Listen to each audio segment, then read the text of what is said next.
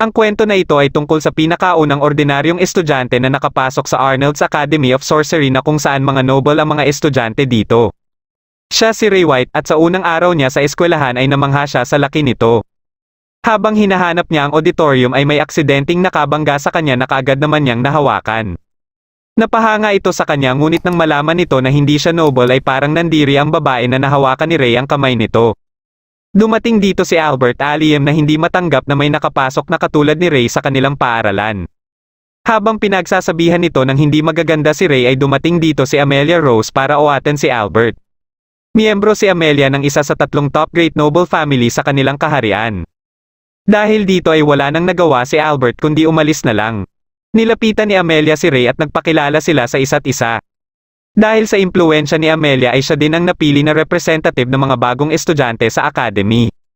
Matapos magpakilala ni Ray sa buong klase at pagkaupo niya ay naalala niya ang naganap na digmaan. Nawala ang focus ni Ray sa klase kaya binato siya ng kanilang guro na si Gray ng chalk na nagawa niyang masalo ngunit nasabugan naman siya nito. Naikwento ni Gray ang tungkol sa 7 Grand Sorcerers sa buong mundo. Isa sa miyembro nito ay ang kanilang principal na si Abby Garnet na Blaze Sorcerer at isa din dito ay si Carol Caroline na Spellbinding Sorcerer. Dito na nila napag-usapan ang Ice Blade Sorcerer na nawala na lang umano bigla matapos wakasan ng Far East War. Ayon kay Gray na isa sa dahilan bakit sila nag-aaral sa academy ay para din balang araw ay mapabilang sila sa 7 Grand Sorcerers. Napatanong naman si Albert kung bakit may nag-aaral na ordinaryong tao sa academy kung ito pala ang posibleng pupuntahan ng mga estudyante dito. Sumagot naman si Gray na lahat ng nag-aaral dito ay pumasa sa pagsusulit kaya nobleman o ordinaryong tao ay hindi ito importante sa academy. Habang nasa aklatan ay nilapitan ni Ray ang isa niyang kaklase na naghahanap ng libro tungkol kay Ainsworth. Nagpakilala ang babaeng ito na si Eliza Griffith at nalaman nilang dalawa na pareho silang tagahanga ni Dr. Ainsworth. Napansin ni Ray ang magandang buhok ni Eliza at nalaman din niya na isang half-elf ito. Ayon kay Eliza ay isa umanong elf ang kanyang ina at dahil sa kanyang tenga ay pinagtatawanan siya ng ibang tao. Ngunit para naman kay Ray ay isang magandang babae si Eliza. Katapos ng klase ay dumiretso si Ray sa kanyang silid kung saan ay kasama niya dito ang isa niyang kaklase na si Evie. Dahil sa may pagkakapareho nila ay madali silang nagkasundo. Kinabukasan ng umaga habang tumatakbo si Ray ay may nakilala na naman siyang chika babes. Ito ay si Rebecca Bradley na isang third-year student ng academy at katulad sa pamilya ni Amelia ay isa din ang pamilya nila sa top 3 noble families. Dahil hindi alam ni Ray ang sinasabing top 3 noble families ay ipinaliwanag ito sa kanya ni Evie. Ayon kay Evie ay ito umano ang pamilya ng Rose, Bradley at Aldrin. Dagdag pa niya na halos kapantay lang ng mga ito ang royal family pagdating sa impluwensya ng mga ito sa politika. Dito ay may nakabangga na naman si Ray na isang chika babes at ito ay si Clarice Cleveland. Dahil sa mga magagandang sinasabi ni Ray kay Clarice ay nagustuhan ito ni Clarice. Binisita ni Ray ang principal ng academy na dati niya palang colonel nung nasa serbisyo pa sila. Muling inalala nila pareho ang nakaraan nung magkakasama pa sila sa serbisyo. Habang nasa klase sila sa practical swordmanship ay nagduelo sila Albert at Ray. Pagkaumpisa ng duelo ay kaagad na umatake si Albert ngunit madali lang itong naiwasan ni Ray. Sa galit ni Albert ay umatake siya ulit at dito na sinira ni Ray ang kanyang wooden sword. Hindi makapaniwala ang kanilang mga kaklase habang natutuwa naman si Abby na na-enjoy ni Ray ang pagiging estudyante nito. Isang araw ay pumunta si Ray sa club nila Evie na Environmental Research Club para sumali dito. Nagulat ang mga miyembro ng club nang ipakita ni Ray ang kanyang Gold Hunter license. Dahil hindi kontento si Ray sa isang club lang ay pumunta naman siya sa club nila Rebecca na Garden and Club para sumali dito. Dito ay puro chika babes ang mga miyembro at ang isang problema ni Ray ay hindi sang-ayon ang ibang mga miyembro sa pagsali niya lalong-lalo na si Dina. Nakaisip ng paraan si Rebecca at inatasan niya si Dina na subukan si Ray at kung hindi niya umano magustuhan ang ipakita ni Ray ay pwede niyang tanggihan ang application nito. Pinagawa ni Dina si Ray ng bagong garden at may 1 linggo lang umano siya para matapos ito. Habang abala si Ray sa garden ay binisita siya dito ni Rebecca. Dito lang nalaman ni Ray na si Rebecca pala ang student council president. Nang mapansin nila ang dalawang nagsasanay sa babae na banggit ni Rebecca ang nalalapit na Magic Chevalier. Natanong ni Rebecca si Ray kung may plano itong sumali at ayon naman kay Ray ay pag-iisipan pa niya ito. Pagsapit ng ika-4 na araw ay namangha sila Dina nang makita ang garden na ginawa ni Ray dahilan para makapasa si Ray at maging miyembro na ng club. Isang araw ay may ipinaimbestigahan si Abby kay Ray tungkol sa espiya sa kaharian na mula sa imperyo at posibleng mapasok din umano nito ang eskwelahan. Habang nasa klase ay ipinaalam ni Gray na magsasagawa sila ng practical exercise sa kagubatan ng Kafka. Pinabuo sila ng grupo na may tig-apat na miyembro at nakasama ni Ray dito sila Evie, Elisa at Amelia. Hindi makapaniwala ang kanilang mga kaklase na sumali si Amelia sa grupo nila Ray at mas lalong nagalit dito si Albert. Pagsapit ng araw ng practical exercise ay ipinaliwanag muna ni Gray ang kanilang misyon at mayroon silang 24 na oras para gawin ito. Pagkaumpisa ng practical exercise ay may nakaharap silang isang halimaw na kaagad namang natalo ni Ray at sa di kalayuan ay nakita nila ang unang stamp. Kinagabihan ay napag-usapan nila ang nakakamanghang mga ginawa ni Ray. Nagdadahilan na lang si Ray na natutunan niya ito habang nasa backwoods forest siya ngunit naghihinala na dito si Amelia. Habang tulog na ang iba niyang kasama ay naalala ni Ray ang sinabi ng isang malapit na tao sa kanya tungkol sa paglilihim niya sa kanyang totoong pagkatao. Kinabukasan ay nakarinig sila ng sigaw ng isang babae kaya pinuntahan kaagad ito ni Ray. Nakita niya sa unahan ng isang halimaw na kaharap ng grupo nila Albert. Habang papalapit si Ray sa halimaw ay inaatake siya nito ngunit hindi siya matamaan nito hanggang sa magawa niya itong masaksak. Ilang sandali lang ay dumating na din dito sila Amelia at dahil natalo ni Ray ng mag-isa ang halimaw ay mas naghinala pa si Amelia kay Ray. Sa di kalayuan ay may isang taong nagtatago at may inihagis sa halimaw katapos ay nabuhay muli ang halimaw. Nilabanan muli ito ni Ray ngunit nahihirapan siya dahil sa kunat na ng balat nito. Gagamitin na niya sana ang kanyang kapangyarihan nang biglang inatake ni Amelia ang halimaw. Tumulong na din dito sila Evie at Elisa at dito na nagkaroon ng pagkakataon si Ray na talunin ang halimaw. Matapos ang practical exercise ay nakuha ng grupo nila Amelia ang pinakamataas na grado. Ngunit hindi lahat ay masaya dito dahil kasama nila Amelia sa grupo si Ray. Isang araw ay binisita ni Ray si Lydia Ainsworth na siyang nag-alaga sa kanya.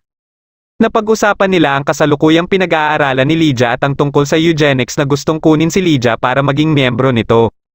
Ngunit tinanggihan ito ni Lydia dahil may masamang kutob siya sa organisasyon na ito. Ipinasyal ni Ray si Lydia sa labas at napag-usapan din nila dito ang Magic Chevalier. Ayon kay Lydia ay nanalo umano siya dito ng 4 na beses ng magkakasunod-sunod. At sa tingin niya ay siguradong magagawa din ito ni Ray kung sakaling sumali si Ray dito. Ngunit ayon kay Ray ay ayaw muna niyang maging sentro ng atensyon. Bago umalis si Ray ay may ibinigay na notebook si Lydia sa kanya. Isang araw habang magkausap sila Ray at Rebecca ay natanong ni Ray kung may nag-aaral din ba sa academy mula sa pamilya ng Olgren na isa din sa top 3 noble family. Ayon kay Rebecca ay karaniwang sa Diem's Academy of Sorcery nag-aaral ang mga miyembro ng pamilya ng Olgren. Dagdag pa niya na dahil may panganay na babae din ang pamilya na ito ay siguradong isa ito sa magiging karibal ni Amelia. Nagsagawa ng paligsahan ang eskwelahan para sa magre-representa sa bawat antas. Matapos matalo ni Amelia ang kanyang kalaban ay hinamon niya si Ray. Tinanggap naman ni Ray ang hamon ni Amelia at kaagad na sinimulan ang kanilang duelo. Habang naglalaban sila ay naalala ni Ray ang mga panahong tinuturuan pa siya. Nagkaroon siya ng pagkakataon para makaatake kay Amelia ngunit may bigla siyang naramdaman na hindi maganda kaya nabitawan niya ang kanyang wooden sword at napaluhod siya. Dahil dito ay itinanghal na panalo si Amelia at binati naman siya ni Ray. Habang nagmemeryenda sila ay hinamon ni Albert si Ray ng duelo. Tinanggap kaagad ito ni Ray at ginanap nila ito sa kagubatan. Napansin naman ni Clarice na may barrier na inilagay sa lugar. Nagulat sila na totoong espada ang gusto ni Albert na gamitin nila sa duelo. Umatake kaagad si Albert na naiwasan ni Ray at pinulot nito ang espada. Hindi nila alam na may isang tao dito na nanonood sa kanila. Napansin ni Ray na may hindi tama kay Albert at parang nadadala na ito sa sobrang galit. Gumamit si Albert ng fireball ngunit hiniwalang ito ni Ray. Umatake ulit si Albert ng mas marami pang fireball ngunit naiiwasan lang itong lahat ni Ray. Sa galit ni Albert ay ginamit na nito ang Febris Draco na madali lang ding hiniwan ni Ray. Dahil dito ay natulala si Albert at napaluhod na lang. Sasabihin na sana ni Ray kina Amelia ang totoo niyang katauhan nang biglang mapadapa sila Amelia at dahil pala ito sa barrier. Dito na nagpakita sa kanila ang kanina pang nakamasid sa kanila at may kagagawan nito. Ito pala ay ang kanilang guro na si Gray kaya naisip kaagad ni Ray na miyembro din si Gray ng eugenics. Si Gray din pala ang dahilan sa biglaang pagkakawala ng ibang estudyante at nalaman ni Ray na siya din ang may kagagawan sa halimaw na nakalaban nila nung practical exercise. Nag-umpisa ng umatake si Gray ngunit dahil iniiwasan lang ito ni Ray ay pinunterian nito sila Amelia. Dito na inilabas ni Ray ang totoo niyang kapangyarihan bilang Ice Blade Sorcerer dahilan para masangga niya ang atake ni Gray kina Amelia at nabago din nito ang kulay ng kanyang buhok. Gumawa si Ray ng mga Ice Blades at pagka-atake ni Gray ay binura lang ito ng isang Ice Blade ni Ray. Ginamit ni Gray ang kanyang Causality Draco ngunit bigla lang itong naglaho bago pa makadapo kay Ray. Susubukan sana ni Gray na tumakas kaya ginamit ni Ray ang mga Ice Blades para pigilan siya. Sa sobrang takot ni Gray ay sinubukan niyang kumbinsihin si Ray na sumali din sa eugenics dahil siguradong bibigyan umano siya ng mataas na posisyon dito dahil sa kanyang malakas na kapangyarihan. Habang nagmamakaawa si Gray ay bigla niyang inatake si Ray ngunit nagulat siya nang hindi ito umubra kay Ray. Dito na inactivate ni Gray ang Dark Triad System at itinurok ito sa kanyang utak. Unti-unting nagbago ang hitsura ni Gray at naging parang halimaw na ito. Muli silang naglaban at kahit anong atake ang ginagawa ni Gray ay hindi ito umuubra kay Ray. Napansin nila Evie na unti-unting nababalot ng yelo ang katawan ni Ray. Dahil sa naapektuhan na si Ray ng kanyang kapangyarihan ay napansin na din ito ni Gray. Natuwa dito si Gray at muling sumugod dahilan para masira nito ang Ice Blade ni Ray. Ngunit hindi alam ni Gray na gagamitin pala ni Ray ang Ice Blossom Profusion. Nilamon si Gray ng buhawi at katapos ay nanigas ito na pinalilibutan ng mga bulaklak. Nang mapaluhod si Ray ay muli niyang inactivate ang Chronos Lock at dito na siya nawalan ng malay. Ipinakita dito ang panahong iniligtas ni Lydia si Ray na isang war orphan. Nang magising si Ray ay mabilis siyang napalapit kay Carol at Lydia. Kaya nung malaman ni Carol na kailangan ng ilagay si Ray sa isang ampunan ay nakipagtalo ito sa kanilang commander. Tinanong ng commander sila Lydia kung ano sa tingin nila ang magandang gawin kay Ray. Bago makasagot si Lydia ay napansin niya si Ray na nakadungaw. Tinanong ni Lydia si Ray kung ano ang kanyang gusto at sumagot si Ray na gusto niyang manatili sa piling ni Lydia. Dahil dito ay nagpasya si Lydia na siya ang kukupkop kay Ray at sa tulong na din nila Abby at Carol. Pumayag dito ang kanilang commander basta hindi lang umano maapektuhan nito ang kanilang trabaho. Dito na din nagumpisa ang pagsasanay ni Ray at mapabilang sa kanilang hukbo. Makalipas ang 6 na taon nung kasagsagan ng Far East War ay isinasama na si Ray sa bakbakan at nagagamit niya na din ng Ice Blades. Isang araw ay nasilayan ni Ray ang pagkasawi ni Howard. Dahil dito ay nagamit ni Ray ng sobra ang kanyang kapangyarihan. Nang magkamalay siya ay nasa tabi niya si Lydia at nandito din sila Abby at Carla. Pagkaalis nila Lydia at Carla ay dito na sinabi ni Abby kay Ray ang naging pakiusap ni Lydia sa kanya na payagan siya na makapag-aral sa Arnold's Academy para makapamuhay siya ng normal. Pagkaalis ni Abby ay binisita naman siya nila Amelia. Dito niya na sinabi na siya ang Ice Blade Sorcerer at isa sa 7 Grand Sorcerers. Ikwento din niya ang nangyari sa Far East War kung saan nag-overheat siya at ito ang dahilan kaya gumagamit siya ng Chronos Lock para maiwasan na mangyari ulit ang overheating. Kinagabihan ay binisita siya ni Albert at humingi ito ng tawad sa kanya. Tinanggap naman ito ni Ray at nagbigay din siya ng payo kay Albert. Dahil sa nangyari kay Gray ay pinalitan siya ni Carol bilang bago nilang homeroom teacher.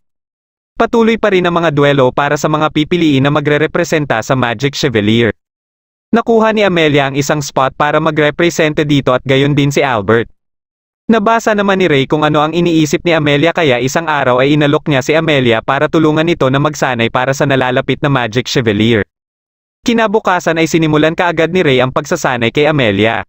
Dahil sa mga mahihirap na pinapagawa ni Ray ay naiisip na ni Amelia na nasa impyerno siya. Nang makausap ni Ray sila Rebecca at Dina ay natanong nito kung gaano kalakas ang panganay na anak ng Olgren family. Hindi nagdalawang isip si Rebecca na sabihin na malakas itong si Ariana at ayon naman kay Dina na bagamat mas bata ito sa kanya ay napakaganda umano ng mga galaw nito. Isang araw ay nagpanggap si Ray bilang isang babae at sinuot nito ang uniforme ng Diamonds Academy para kausapin si Ariana dahil alam niyang ito ang bumabagabag kay Amelia. Pagkadating niya sa Diamonds Academy ay nakita niya ang isang batang umiiyak na hinahanap ang ate nito. Nagpakilala si Ray na Lily at nalaman niya na kapatid pala ni Ariana ang batang ito na si Tiana. Dahil ito din ang hinahanap ni Ray ay nagpasya siya na isama si Tiana. Habang hinahanap nila si Ariana ay pinagtitinginan ng mga estudyante si Ray dahil sa ganda nito. Nakita ni Tiana ang kanyang ate na nagkakape at dito na silang dalawang nagkakilala ni Ray. Habang nagkakape sila ay nalaman kaagad ni Ariana na hindi estudyante ng Diamonds Academy si Ray. Dito na inilabas ni Ray ang totoo niyang boses na ikinagulat ni Ariana. Nagpakilala si Ray at nalaman niya na umabot din pala ang balita tungkol sa kanya na pinakaunang ordinaryong estudyante na nakapasok sa Arnold's Academy. Nakipagduelo si Ray at tinanggap naman ito ni Ariana. Pagkaumpisa ng duelo ay naging agresibo kaagad si Ariana hanggang sa mabali nito ang wooden sword ni Ray dahilan para matapos kaagad ang duelo. Pagkaalis ni Tiana ay dito na sinabi ni Ray na kasalukuyan niyang sinasanay si Amelia para sa nalalapit na Magic Chevalier. Nagulat si Ariana na may kaibigan na pala si Amelia na katulad kay Ray at sinabi nito na aabangan niya ang paghaharap nila ni Amelia. Pagkabalik ni Ray sa Arnold's Academy ay nakasalubong niya ang isang babae na umiiyak. Nang muntik na itong madapa ay iniligtas kaagad ito ni Ray. Ito pala ay si Maria na nakababatang kapatid naman ni Rebecca. Gusto sanang malaman ni Maria kung ang eskwelahan na ito ang nararapat para sa kanya ngunit dahil kay Ray ay buo na umano ang desisyon niya na dito na siya mag-aaral sa susunod na taon. Isang araw ay isinama ni Ray sila Amelia sa tinitirahan ni Lydia. Pagkadating nila sa bahay ni Lydia ay isa-isa silang nagpakilala. Nalaman nila na isa din palang platinum hunter si Lydia. Nang magpakilala na si Amelia ay sinabi ni Lydia na gusto nitong makipag-usap kay Amelia nang sila lang dalawa. Nakiusap naman si Carla kay Ray na tulungan siya sa paghahanda ng merienda nila. Dito na sinabi ni Carla kay Ray na umaksyon na umano ang sinasabing mga Grim Reaper ng Imperyo. May hinala si Carla na may kinalaman ito sa nalalapit na Magic Chevalier dahil maraming influential nobles ang dadalo sa paligsahan. Napag-usapan nila Lydia at Amelia ang mga sulat ni Ray na may nilalaman na tungkol kay Amelia. Alam umano ni Ray na may bumabagabag kay Amelia ngunit hindi niya alam kung ano ang gagawin. Nagbigay ng payo si Lydia kay Amelia kung paano niya umano dalhin ng tama ang bumabagabag sa kanya. Pagsapit ng araw ng paligsahan ay kinausap ni Ariana si Amelia. Parehas silang nangako na maghaharap sila sa finals. Pagsapit ng semifinals sa first year level ay nakalaban ni Amelia si Gerard na mula sa Mercross Academy. Ipinaliwanag ni Abby ang mga patakaran at kabilang dito ang rosas na nasa dibdib nila na hindi dapat matanggal. Pagkaumpisa ng laban ay unang umatake si Gerard na madali lang naiwasan ni Amelia. Pagkaatake muli ni Gerard ay may naapakan siya na nagdahilan para masunog ang rosas sa kanyang dibdib at dahil dito ay itinanghal na panalo si Amelia. Pinuntahan ni Ray si Albert para ibigay dito ang rosas dahil ito na ang susunod na lalaban. Kalaban ni Albert para sa semifinals ay si Ariana at pagkaumpisa ng laban ay parehas silang nagpalitan ng atake. Nagawa ni Ariana na mapabagsak si Albert ngunit hindi pa rin ito sumusuko at muling sumugod. Nagawa ni Albert na matanggal ang espada ni Ariana ngunit nabali naman ni Ariana ang kanyang espada at sinuntok siya nito sa tiyan dahilan para tumilapon siya sa labas ng ring at tanghalin ng panalo si Ariana. Dahil dito ay sila Amelia at Ariana ang maghaharap para sa finals ng rookie bracket. Habang naglalakad si Ray ay nilapitan siya ng leader ng kanilang club. Isinama siya nito sa isang silid kung saan nandito din sila Lydia. Dito na nila ipinakilala kay Ray ang Hale family na responsable sa Kingdom's Intelligence Agency. Dito lang din nalaman ni Ray na miyembro ng Hale family si Carla at kapatid din nito ang leader ng kanilang club na si Lex Hale.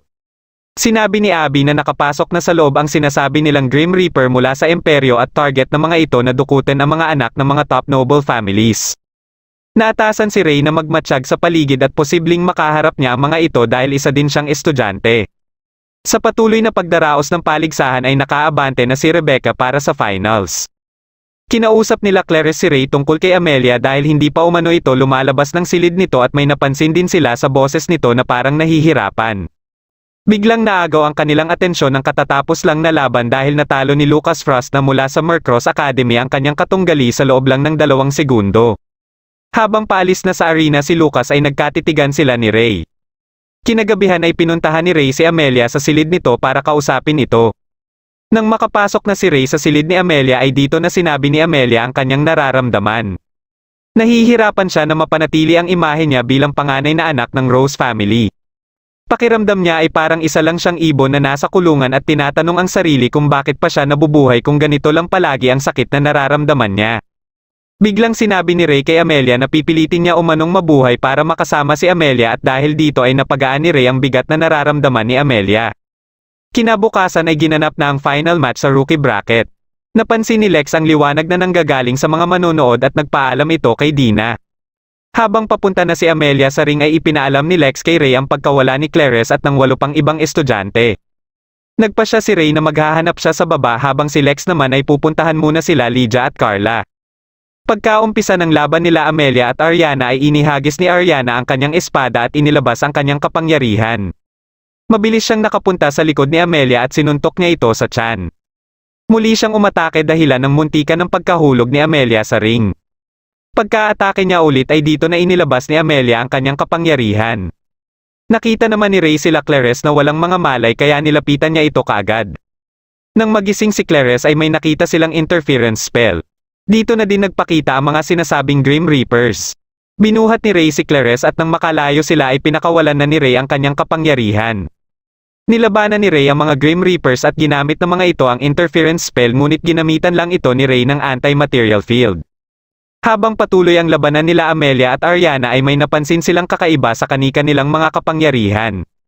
Ito pala ay epekto ng anti-material field ni Ray na kaagad nalaman ni Carol. Nang patakas na ang mga kalaban ay ginamit ni Ray ang Diamond Dust at natalo niya lahat ng mga kalaban. Dumating din si Lex para asikasuhin ang mga Grim Reapers kaya dali-dali sila Ray na lumabas dito para puntahan ang nagaganap na laban nila Amelia. Inilabas na ni Ariana ang buo niyang kapangyarihan at sa sobrang bilis at lakas niya ay nabugbog niya si Amelia. Nawawalan na ng pag-asa si Amelia ngunit pagkasigaw ni Ray ay biglang nailabas ni Amelia ang matindi niyang kapangyarihan. Ginamit ni Amelia ang butterfly effect kaya sa bawat natatamaan ni Ariana ang paru-paro ay bigla siyang nalilipat sa isa pang paru-paro. Ngunit hindi pa rin sumusuko si Ariana at nagpatuloy sa pag-atake hanggang sa nakakaranas na si Amelia ng mga senyales ng pag-o-overheat. Hindi ito naging hadlang kay Amelia at nagpatuloy ang kanilang laban hanggang sa huling atake nila. Nagising si Ariana na nakahiga sa mga hita ni Amelia. Matapos purihin ni Ariana si Amelia ay napaiyak na lang si Amelia. Itinanghal na kampiyon sa Amelia para sa rookie bracket ng Magic Chevalier. Sumapit na din ang araw para sa final match ni Rebecca at kalaban niya dito si Lucas. Pagkaumpisa ng laban ay ginamit ni Rebecca ang kanyang kapangyarihan ngunit gamit ang Afterglow Blackout ni Lucas ay hindi nakita ni Rebecca ang atake ni Lucas dahilan para matanggal ang rosas ni Rebecca. Dahil dito ay tinanghal naman si Lucas na kampiyon sa level nila. Nang magkasalubong sila Ray at Lucas ay nalaman kaagad ni Ray na si Lucas ang nagmana bilang Peerless Blade Sorcerer. Napatanong si Ray kung bakit sumali pa si Lucas dito at ayon kay Lucas ay gusto niyang ipakita kay Ray na ang Peerless Blade ang pinakamalakas sa kanilang pito at gusto niya umanong makalaban si Ray. Pinuntahan naman nila Abby ang mga Grim Reaper na nadakip nila Ray at ginamitan ito ng kapangyarihan ni Carol. Nang tinatanong na ni Carol kung sino ang nag-utos sa mga ito ay isa-isa itong sumabog kaya wala silang nakuhang impormasyon. Nakipagkasundo si Evan sa ama ni Rebecca at kasama dito ay ipakasal si Rebecca sa kanya. Kaya isang araw ay pinuntahan ni Dina si Ray para ipaalam ito. Pinuntahan naman kaagad ni Ray si Rebecca para batiin ito. Nalaman ng mga eugenics na si Rebecca ang hinahanap nilang vessel kaya plano nilang dukutin ito. Dahil sa nalalapit na cultural festival ay nagkasundo ang buong klase nila Ray na maid cafe ang kanilang itatayo. Pumunta si Ray sa Student Council office para paaprubahan ito at napansin niya dito na wala ang ibang miyembro ng Student Council. Dito na sinabi nila Rebecca na hindi na umano babalik ang mga ito dahil sa engagement ni Rebecca.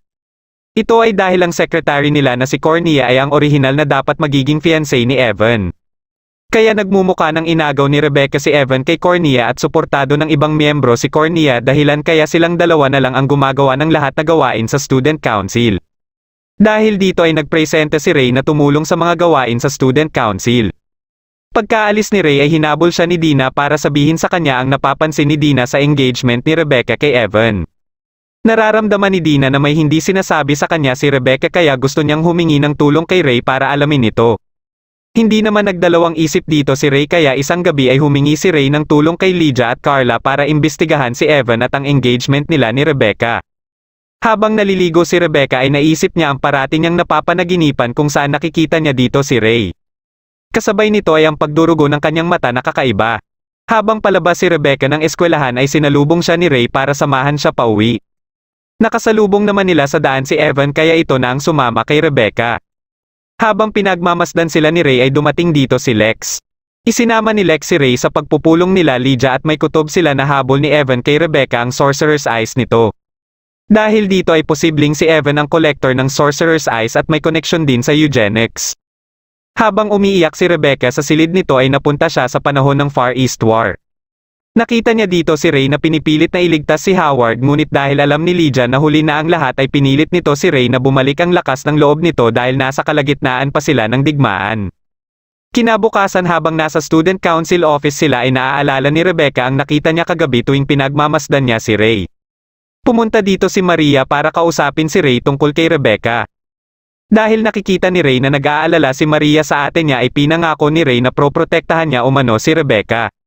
Isang gabi ay napanaginipan ni Ray ang araw ng inilibing nila si Howard. Nakita niya dito si Rebecca na tinatanong ang totoo niyang katauhan.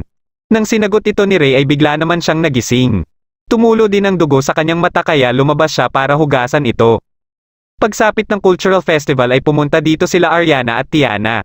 Pumunta din dito si Maria at nagkita sila ulit ni Lily. Habang pauwi si Maria mula sa cultural festival ay may nakasalubong siyang isang babae na may puti din na buhok kagaya niya. Sinabi ng babaeng ito sa kanya na mamamatay na umano si Rebecca. Nalaman din ni Ray ang tungkol dito mula kina Lydia at ilang sandali lang ay nagpakita dito ang ama ni Rebecca para ipaliwanag ang sitwasyon ni Rebecca at humingi ito ng tulong kay Ray na iligtas si Rebecca. Napapaiyak na lang si Maria habang naririnig ang paghihirap ni Rebecca.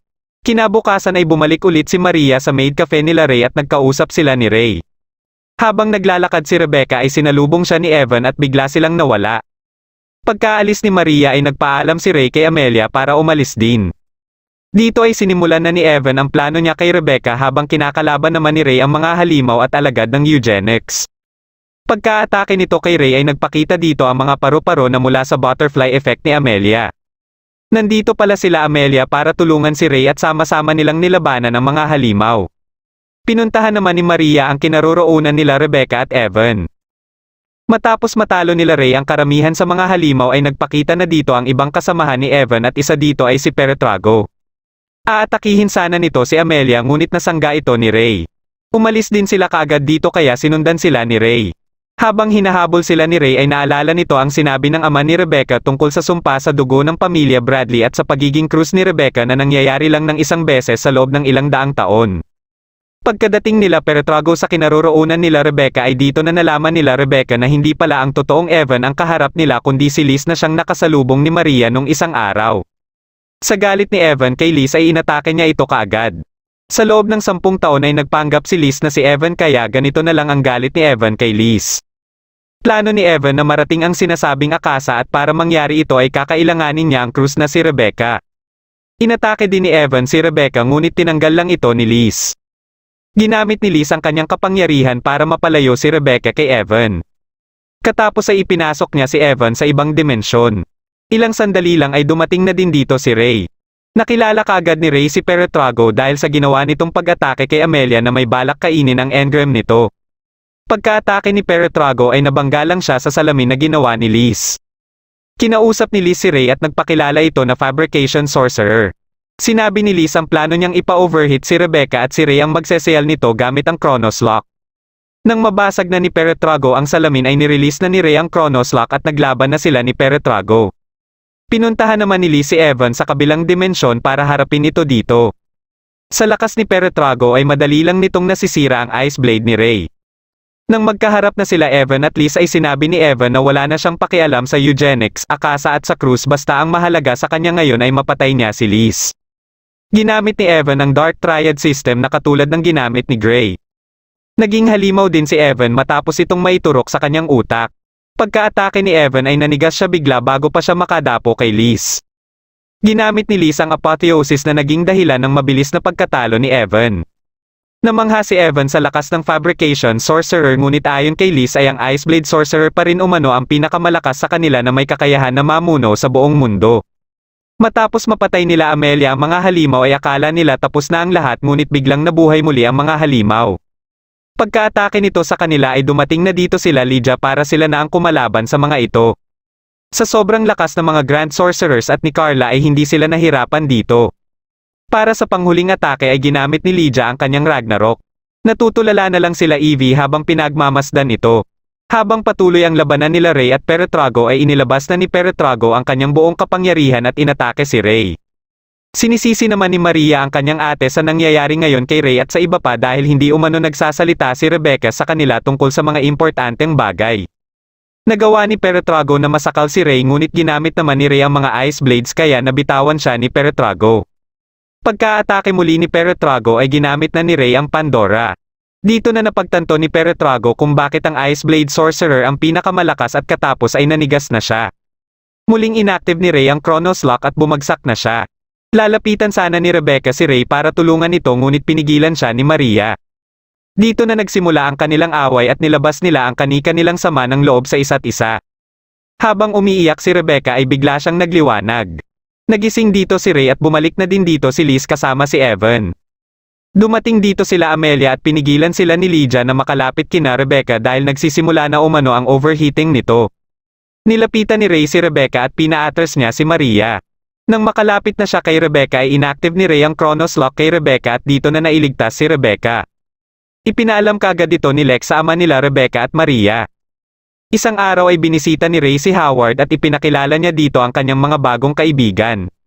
Dito na nagtatapos ang pinakahuling episode ng The Iceblade Sorcerer Shall Rule the World. Kung nagustuhan mo ang ating kwento ay huwag kakalimutan mag-like at mag-subscribe na din para malalaman mo kaagad kung may bago akong video. Maraming salamat sa panunood at shoutout na din kina